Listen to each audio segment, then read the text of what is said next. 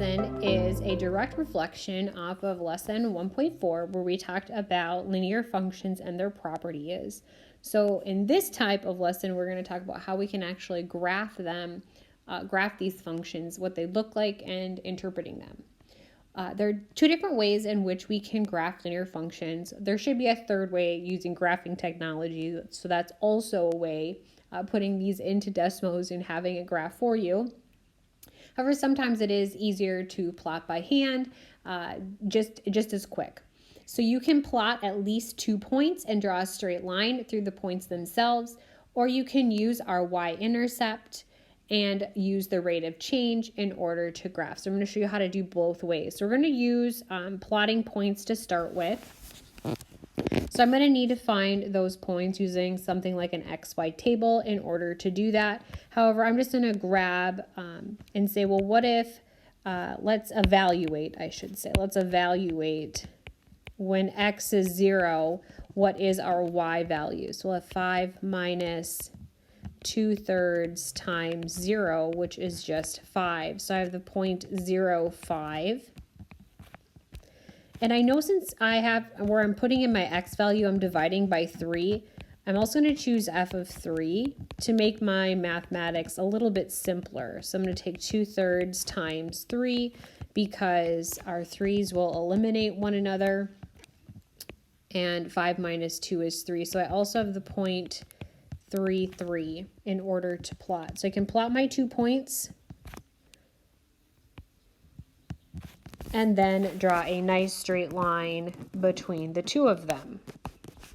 An alternative way is to utilize the vertical intercept or our y-intercept, start at that y-intercept, and then use the slope to find the next points or as many points as we desire to find. So my slope is negative 2/3. So I'm going to fall 2. And we're going to run 3 units. Our y-intercept is 5, and this is where we start. So if I start at my y-intercept of 5, from here I can use my slope of negative 2/3, so go down 2 and over 3, down 2 over 3, and continue this forever and ever, and draw a nice straight line.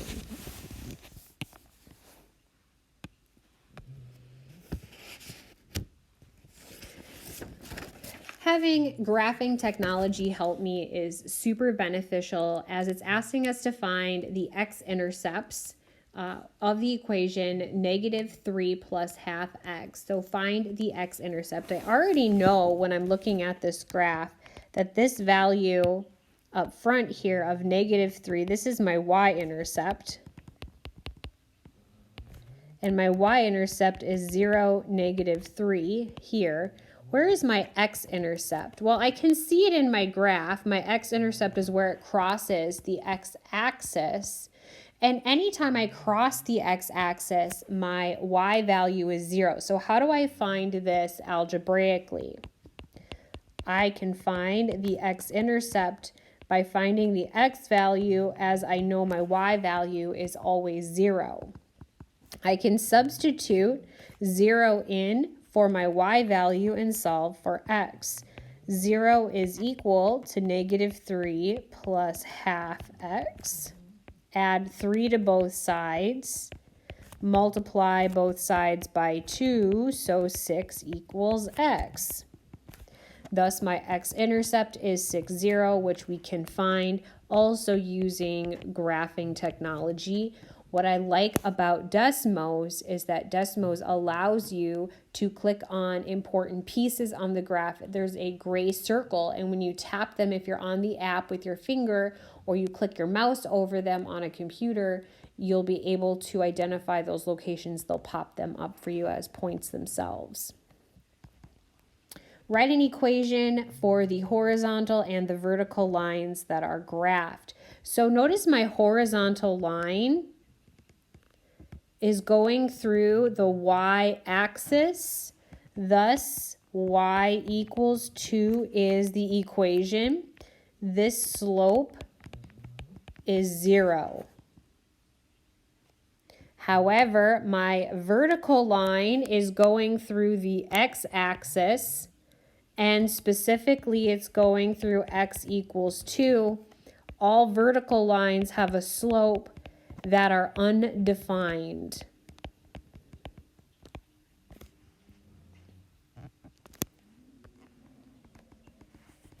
We also want to talk about parallel and perpendicular lines. Parallel lines have the slope that are the same, and perpendicular lines have slopes that are negative reciprocals.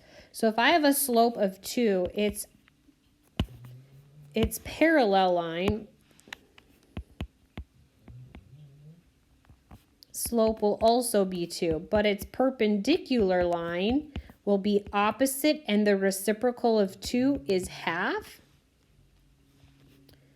If I have a slope of -4, its parallel slope will be -4, the same, and then its perpendicular will be opposite. So the opposite of -4 is +4, and the reciprocal of 4 is 1/4.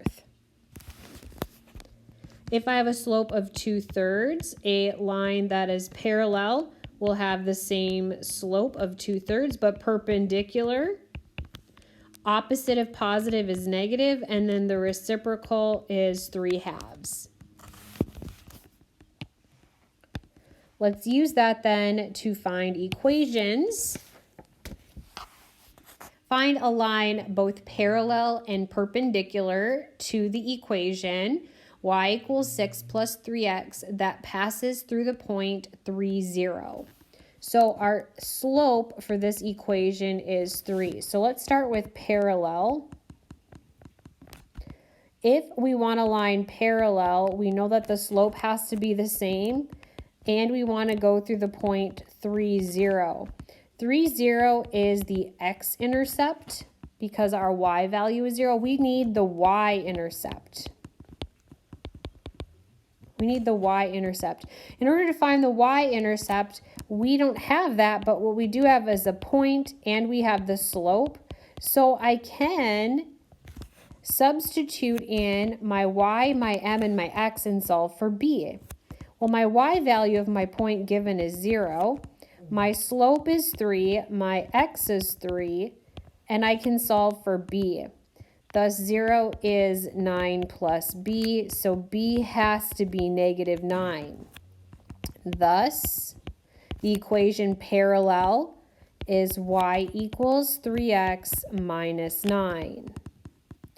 We also want to find a perpendicular line.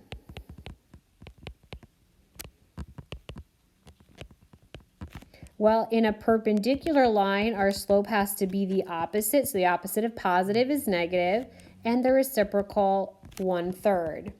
We still have the point 3, 0, which is the x-intercept, but we still need the y-intercept. So we're going to follow this same idea where I have y equals mx plus b and solve or substitute what we do know to find that y-intercept.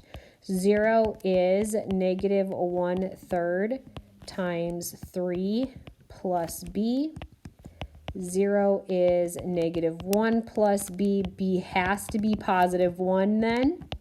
Thus, the line perpendicular going through the point 3, 0 is y equals -1/3 x plus 1.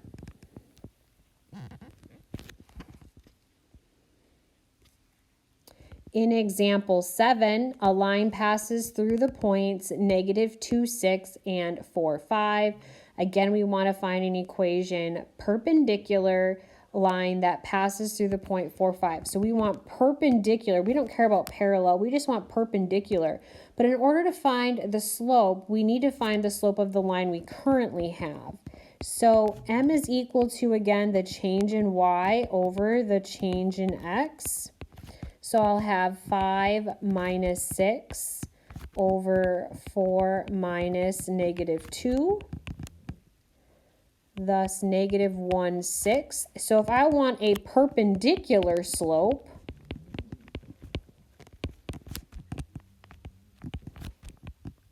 the opposite of negative is positive, and the reciprocal of 1/6 is 6/1. And we want it to pass through this point 4, 5. So 4, 5 is the point we need. That is not the y-intercept. We have to find the y-intercept, just like we did in the previous example. I do know y equals mx plus b, where I have an x, a y, and an m value. So 5 is equal to 6 times 4 plus b. 5 is equal to 24 plus b. B has to equal negative 19. We have the pieces that we need in order to write our equation. Thus, y is equal to 6x minus 19. And the final example, find the intersection of h of t is 3t minus 4 and j of t is 5 minus t. Then determine what values of t equal where h of t is greater than j of t. So my h of t graph is the blue one. My j of t graph is the green one. Decimals typically doesn't like other variables outside of x, so I just simply replaced our t values with x so that it liked it. Nothing's changing, right? They're still the same equations, just different variables, so that decimals likes it. So where do they intersect each other? They intersect each other at that following graph. Also, how would I find this algebraically? I would set them equal to each other. So where is 3t minus 4 equal to 5 minus t? We can certainly solve for t. I could add t to both sides, add 4 to both sides, and divide by 4, so t is 9/4. I could then substitute 9/4 into either equation. I'll do the h equation. So 3 times 9/4 minus 4 gives us 11/4, which is in fact then 2 7/75. So the exact value, of course, is 9/4 and 11/4, which you could easily put into the decimal form as well. And we're now asking, where is h of t bigger or greater than j of t? So I see that here is my x value here. Starting at my x value of 9/4, notice everything to the right of that, any x value or t value to the right or larger than 9/4, it helps to put this here. Anything larger would mean that this value would be greater than my j of t value. Notice my j of t value would be getting smaller to the left of that intersection. Thus, when t is greater than or greater than 9/4, j of t will be smaller than h of t. We'll say this, when t is greater than 9/4.